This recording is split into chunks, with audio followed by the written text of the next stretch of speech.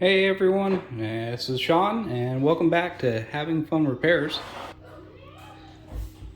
Laptop is still going strong. I don't know if anybody caught the comment, but I finally got rid of the little exclamation point or whatever indicator was there, running that battery test optimization again from the BIOS. But if you notice, laptop's moved across the room. This is a station my wife. I'm still doing schoolwork and video editing on it, but I'm about to have a significant upgrade. But there's a table in here. My wife uses two different rooms to work on all her seamstress stuff. And this one over here, we have a projector that she'll use that laptop for to project whatever sewing pattern onto the desk. And then she can cut out those patterns. I'll probably put her website down in the description down below. She actually started up a business and got approved in the state of Oklahoma, got licensed for her business. So it's called Four Little Threads. She makes children's clothes and stuff like that. She's really good at it, to be honest. But yeah, anyways. So Best Buy had a sale on this laptop, HP Pavilion TP01-2234. It's got an AMD Ryzen 5700G processor. I think that's a pretty decent processor. Most people would probably say it's nothing to write home about, but it's definitely newer than the AMD processor in a laptop. 16 gigabytes of DDR4 3200 SD RAM. A terabyte PCIe NVMe solid state drive, which I assume has the Windows 11 operating system on it. You know, all your Bluetooth, your Wi-Fi, you know, some card readers and stuff. But the main reason why I got this is because when you're video editing and doing those things, those tasks are definitely a resource hog on your PC. Primarily the resource of memory. Laptop only has about 8 gigabytes of memory. So I got this because it's 16 gigabytes and I can expand it up to 32, which is one of the things I'm going to do. The laptop also only has like 150 or 200 watt power supply. It's not very beefy, so we're going to take care of that. You know, not really a whole lot of things to write home about, but should give me a better performance PC for video editing software memory hog type inducive, is that the right word? Anyways, I think you know what I'm saying. Now I've actually had the desktop out and sitting here kind of mocked up and ready to go. Went ahead and all my USB type devices, ran new cables and stuff so I can make sure that I have everything I needed to go to it. Had to extend out the USB-A to USB-B cable from my microscope, and then one from my arbitrary waveform generator, SIG generator as well. But no big deal. So, and then I put myself a nice second desk up here. If you notice, I got a little termination bar here, ground bus bar, and going to grounding of my the 1 meg ohm ground strap to this ESD safe mat. You know, I've never tested it out, so with a meg ohm meter or anything, so I can't say for sure if it's ESD safe. But you know, I did measure between here and there, and that's 1 meg ohm of resistance. So there's that. But anyways, cable running out, and if I follow the path around back here, going out the window to a grounding rod I put out there, and drove into the earth, all for the benefit of getting this isolation transformer and this variac plugged in. Need to get that grounded to something external to the ground coming into the house, as common in how houses are powered up.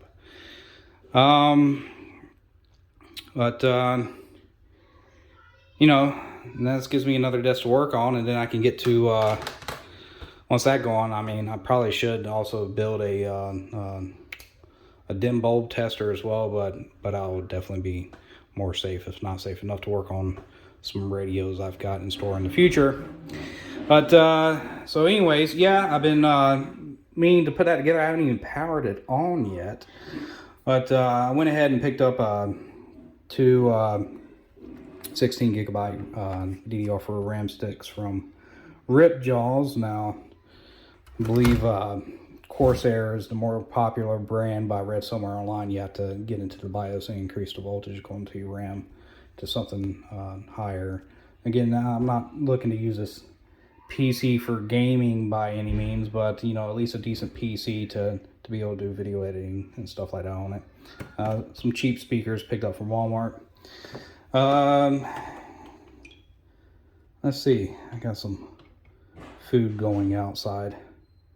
I'm gonna go check on that here in a minute.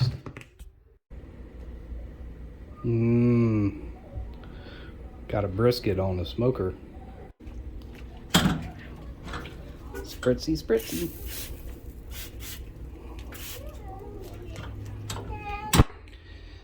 Picked up this Asus GeForce GTX 1050 Ti. Got 4 gigabytes of GDDR5 built into it.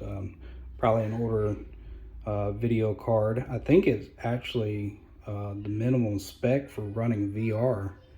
So although I don't imagine it's too good, and I'm not much of a computer guy anymore. I haven't really cared about computers other than repairing them and checking out specs and stuff like that in years. I just make do with what I got. But picked that up to go with 32 gigabytes of memory on board total. And then over at HP, I can get this up. They do have a gaming spec computer that uses a similar power supply. So I picked up, and this will fit in the other case and work. Same pinout, same cables, etc. But this is a 400 watt power supply, which I'm going to need for that video processor card. Now, again, like I said, the main intent is a computer that's going to have the resources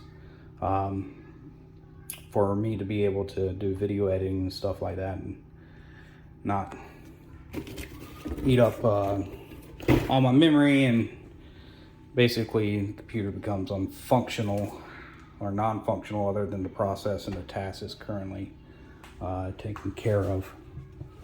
A couple other things picked up. UV lamp, myself a little charger, and 18650 batteries over there. So, but anyway, so yeah, it's kind of like my new setup. Keyboard and mouse. Monitors, nothing to write home about, just HP's 75 hertz monitor. So, but was also able to bring over, you know, all my parts and components and spares and junk. Still got some things I need to work on and repair. Try to keep everything different caps, transistors, potentiometers, and more junk down there. But anyways, probably should get myself an ESD safe bench or a metal cabinet or something that I could ground out. But so long as they're in their ESD package, I think I'm going to be okay. Anyways, yeah, so what's the point of this video? Well, just kind of walk through some things that I've been doing. I still got this board, and I to the amplifier. I need to finish out that series and get all the parts cleaned up and everything. But yeah. Well, that being the case, let's build this computer and put some fresh parts in it and power it up for the first time and see what all we got going on. And the case is pretty simple. You just got one screw, and this side will pop off. Looks like we have 1, 2, 3 screws here that we'll have to loosen up. Those appear to be, well, they're not Phillips, that's for sure. Neither is that guy, actually. Could use a standard. They look like Torx bits, so let me get something else. Cheapy hand tool set I picked up at a little vehicle parts department. Nothing name brand at all. But yeah, let me get this open because I'll probably need to get it on the side before I loosen all these up so that it's not falling through the case or something. Alright, yeah, see, not much to it. There goes our solid state drive. PCIe times 16 slot that we'll use for the video card. Then you can kind of see how the cables are routed, so that's going to be pretty easy. And then, of course, our memory's there. I'll pop that out and put in the new one's relatively simple. Probably should have gotten a better heat sink and fan for the APU, but whatever. I mean, is what it is.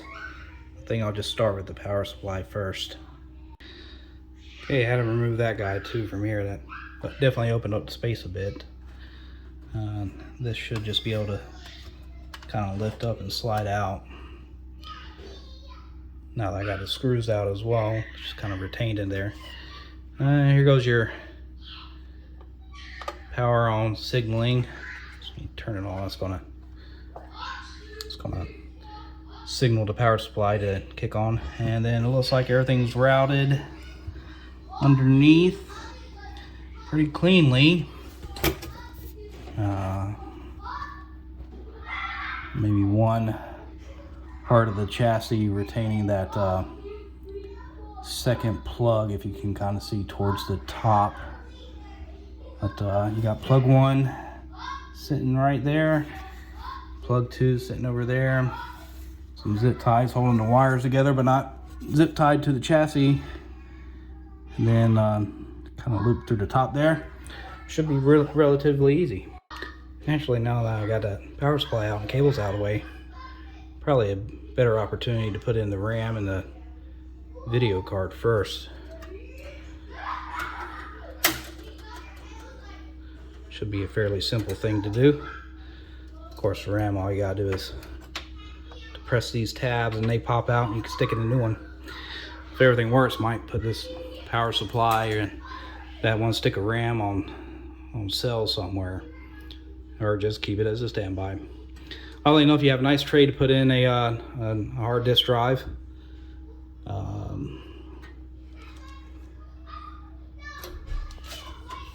Or actually on the other side, looks like an option for a disk tray as well.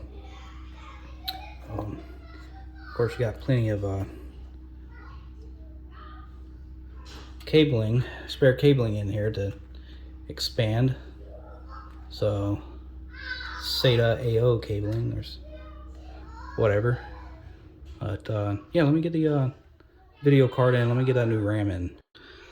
I'm actually really surprised new RAM's in. The kind of packaging of this isn't really ESD safe in my opinion, but doesn't need to be with those heat sinks on those. There's really nothing on this 16 gigabyte RAM stick. I mean, there goes your memory right underneath these stickers and everything. But you see, the last time I owned a desktop, I mean, it was definitely bigger components on the stick than what you find nowadays. So it's a bit surprising. Package did come with a sticker though. For those of you who know all about the one of those rice burners and fast cars and stuff, you know, stickers instantly to give you 30 extra horsepower. Not a whole lot to the graphics card. They come with probably the drivers and some software and firmware and whatever. So that's going to be important. Card is in a semi-sealed ESD type package, which is nice to see. Kind of wondering, because I got this off of Amazon, is this a used card? Do they typically come in open packages like this?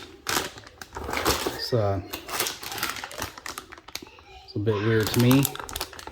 I mean, it had tape on it at one point. That tape's not there. Well, crossing my fingers, hoping this isn't some kind of counterfeit knockoff. Well, that wasn't too hard to get in. I had to pull out those metal brackets on this side.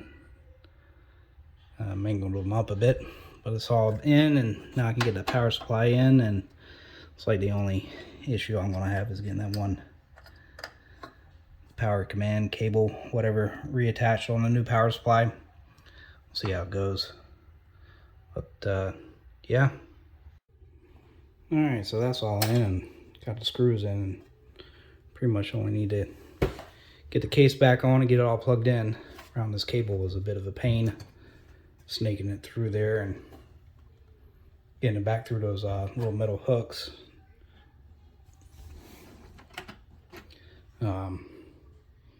So that was P2, P1 was right there, and that is actually plug 3, so I made sure they all matched up.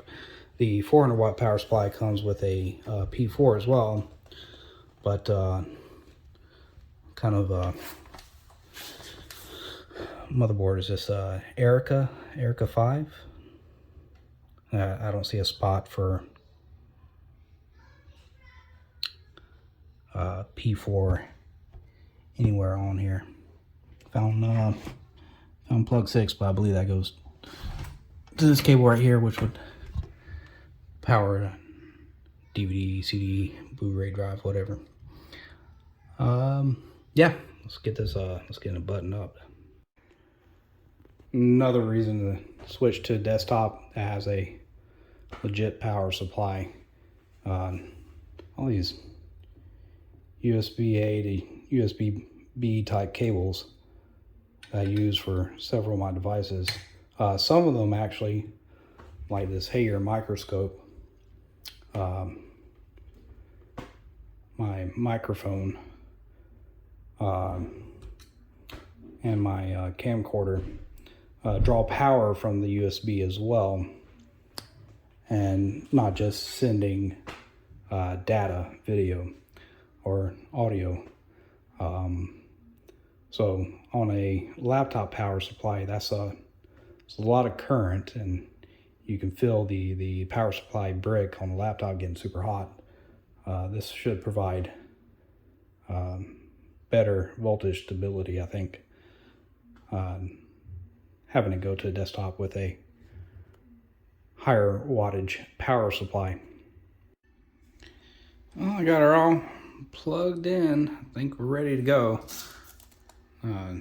No disk drive. I'm gonna have to download drivers off of the internet, but that was the laptop. Let's turn it on and see what happens. Got light.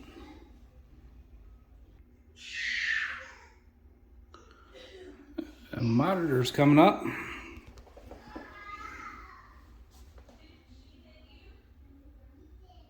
It's a really quiet computer.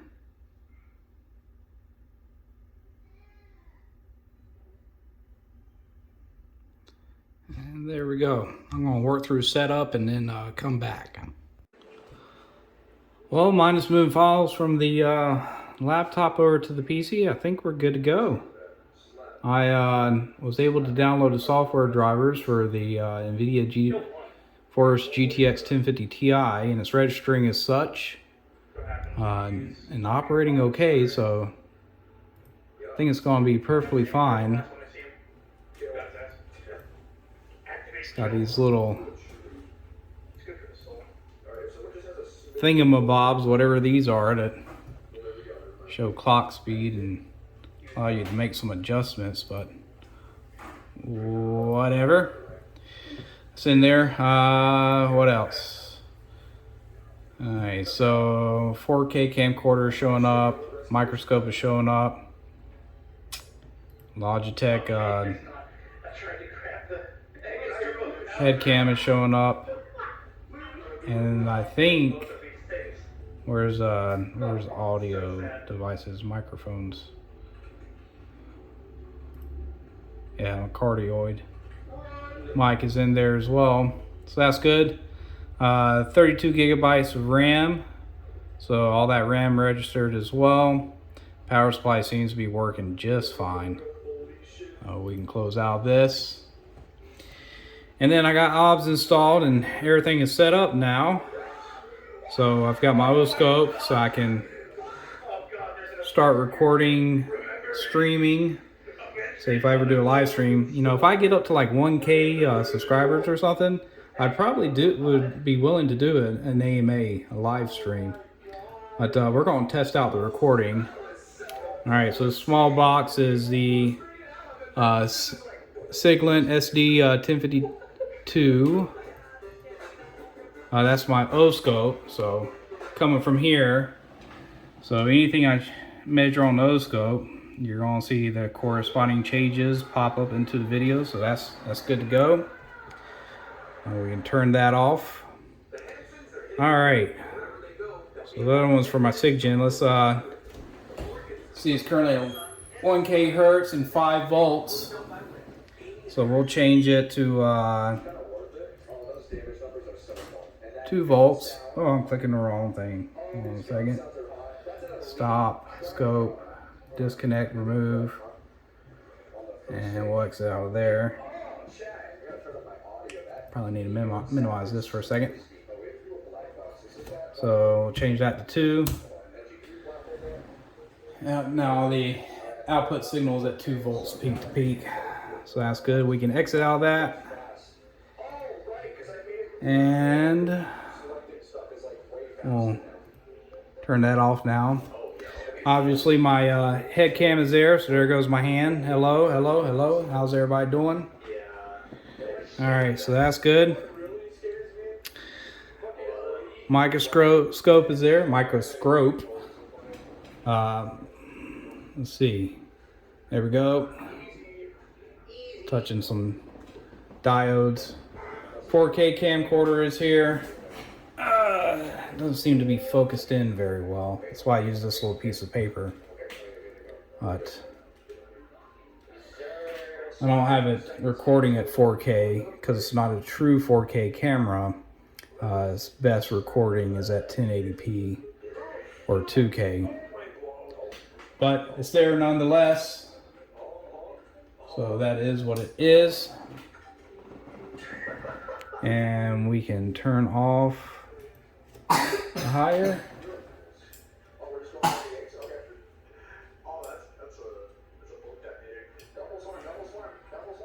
Move that out of the way. And then there goes the main screen there. All right. Say that we're all good to go. That's my otoscope, so yeah, from here, recording is just fine. Major on otoscope. All right.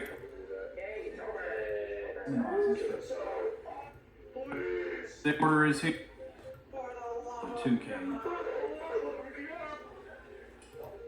Pretty happy with all that.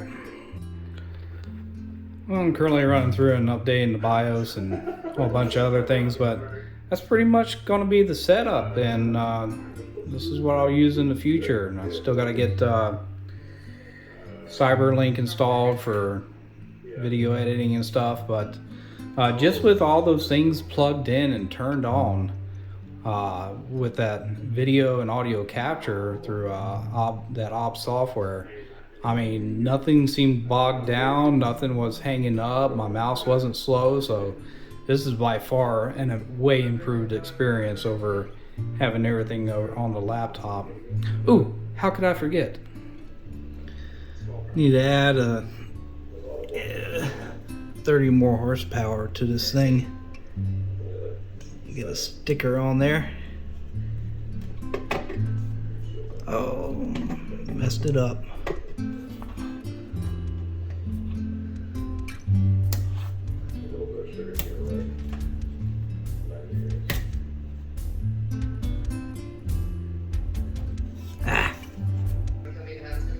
There we go. I think we're good now. Well, I know this wasn't my normal thing, but kind of wanted to show you what I've been up to over the last little bit of time, and if you've enjoyed this content and enjoyed this video, and now you see how what programs I use and my setup and stuff, at least that's a little bit of entertainment there and stuff, something maybe you could consider with your own setup if you're doing electronics repairs and everything. But anyhow, consider liking this video if you liked it, or subscribing to this channel. Of course, none of that ever required, but always appreciated. Take care. Goodbye.